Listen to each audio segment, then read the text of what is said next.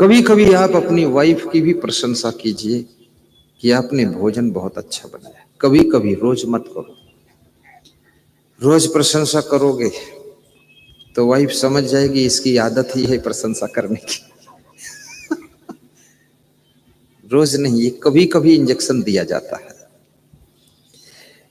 और प्रशंसा हमारे धर्म शास्त्रों में बताई गई है।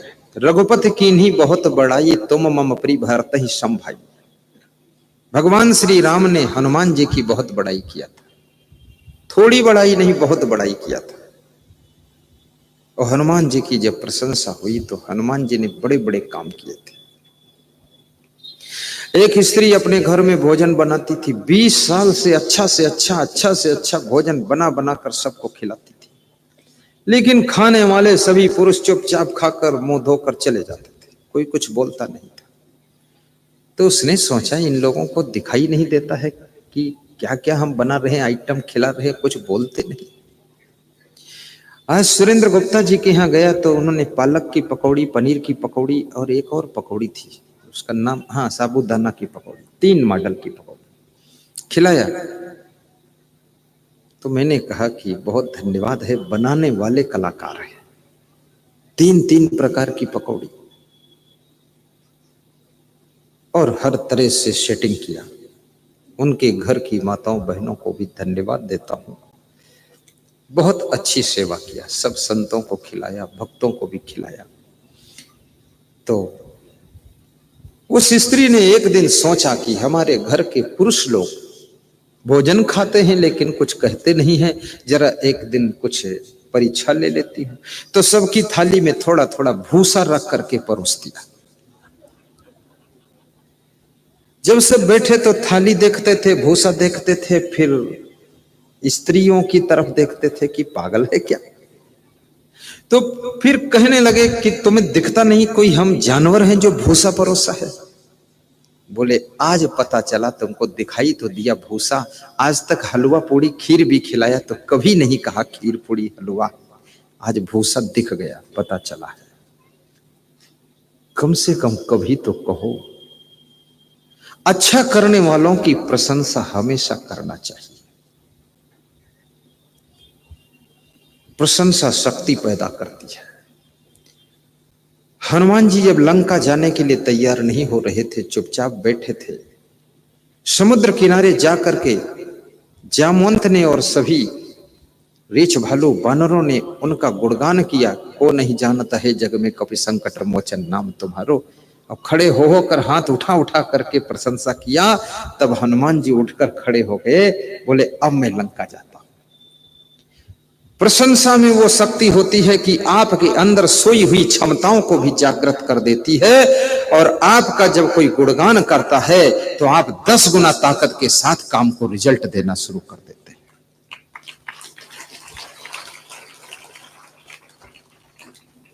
प्रशंसनीय कार्यों को कीजिए और आपके कार्य में विशेषता भी होनी चाहिए। स्पेशलिस्ट बनो, विशेषज्ञ बनो। झाड़ू लगाइए तो सबसे बेस्ट क्लास का लगाइए। कपड़े धोइए तो बहुत टाप के धोइए। कपड़ों में झाग नहीं रहनी चाहिए, साबुन की पूरी निकल जानी चाहिए। फैलाइए तो सीधे फैलाइए, टेढ़े मेढ़े नहीं। बिस्तर बिछाइए तो बिल्कुल ठीक से बिछाइए, टेढ़ी चादर मत बिछाइए। क्वालिटी होनी चाहिए आपके कार्यों में। किसी को पानी पिलाना है, पानी पिलाने में भी क्वालिटी दिखाई देनी चाहिए। पानी कितने ढंग से पिलाया जाता है। एक ढंग तो ये है कि पानी का गिलास ऊपर पकड़ करके लाए, जिसको पिलाना है ऊपर तक भर दिया है, थोड़ा टपक रहा है, और उसको दिया है तो उसके पेंट पर भी गिर गया है। तब उसने नीचे पकड़ा, तब तुमने ऊपर छोड़ा, फिर ऊपर पकड़ा, तब उसने पिया। एक तरीका है, ये बुद्धू बने का तरीका है।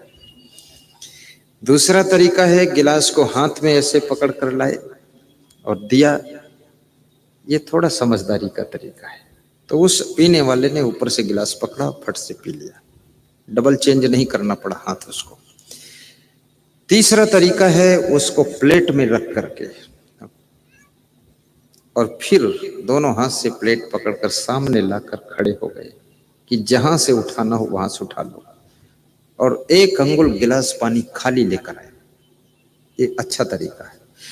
और एक चौथा तरीका, सबसे बेस्ट तरीका है, प्लेट में रखकर लाए ट्रे में, और साथ में गिलास के ऊपर एक ढक्कन भी ढांक कर लाए और सामने रख दिया कि जब इच्छा हो तब पीजिए। ये भी तरीका है। अब इसमें से कौन तरीका आप अपनाते हैं, यहीं से क्वालिटी में फर्क आ जाता है। काम सब वही है, उसके करने का ढंग सीखिए। भोजन वही है, थोड़ा चावल फोड़ करके और फिर थाली में रख दोगे तो खाने वाले को देखने में सुंदर लगेगा। और भात का पूरा डीला फोड़ डाल दे लुढ़कत घूमे, खाने वाला भी सोचेगा कि मामला है कठिन यहां।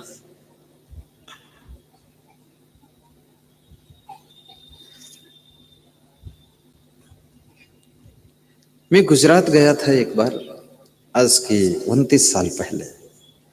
तो सौराष्ट्र में गया, सोमनाथ मंदिर देखा, पोरबंदर देखा, द्वारिकापुरी देखा, फिर गिरनार गया, जूनागढ़ गया।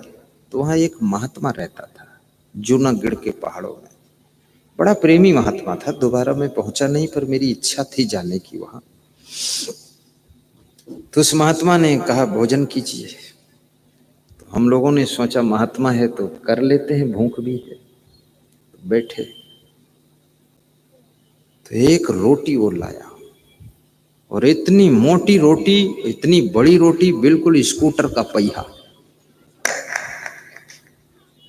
तो मैं देखा, मैंने कहा इस मॉडल की रोटी पहली बार देख रहा हूं।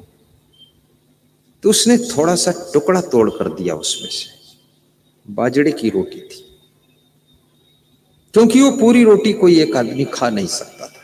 एक रोटी में 5-6 लोग खाते। थोड़ा थोड़ा टुकड़ा दिया हम लोगों को। जब हमने खाया उसको, तो मेरे पास एक साधु और बैठा था। तो बोला क्या और मिल जाएगी रोटी? तुमने कहा क्यों? मांगोगे तो इज्जत का सवाल है, और चुपचाप उठ जाओगे तो सम्मान मिलेगा। बोला टेस्ट बहुत अच्छा है। तो मैंने कहा मैं तो मांगूंगा नहीं, टेस्ट चाहे जितना अच्छा हो, इतने खा के खत्म करो। तो महात्मा फिर से परोसने के लिए जब आया, तो रोटी नहीं लाया, चटनी लाया। तुमने कहा महाराज जी रोटी इनको बहुत पसंद आई है। बोली एक ही बार मिलती है, दोबारा मिलती नहीं।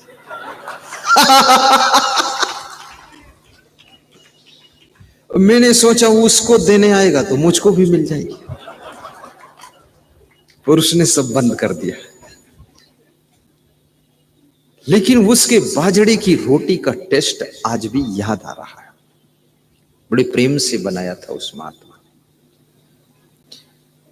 अब उसका एड्रेस भी भूल गया है। नहीं, मेरी इच्छा थी उसके यहाँ जाऊं और 10 क्विंटल बाजरा ही दान कर दूं, सबको रोटी खिलाता रहे।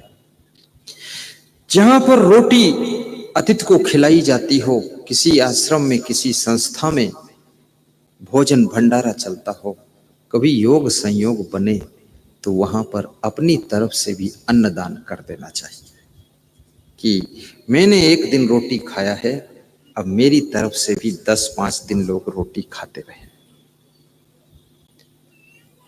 क्योंकि मनुष्य कहीं रहे, छोटा हो बड़ा हो, राजा हो प्रजा हो, गरीब हो अमीर हो, लेकिन 6 घंटे के बाद भूख लगती है। और जब भूख लगती है तो सबसे प्रिय पदार्थ अन्न ही है। आप और आइटम कितने खाओ, लेकिन जब तक अन्न पेट में नहीं जाता है तब तक तृप्ति एहसास नहीं होती है।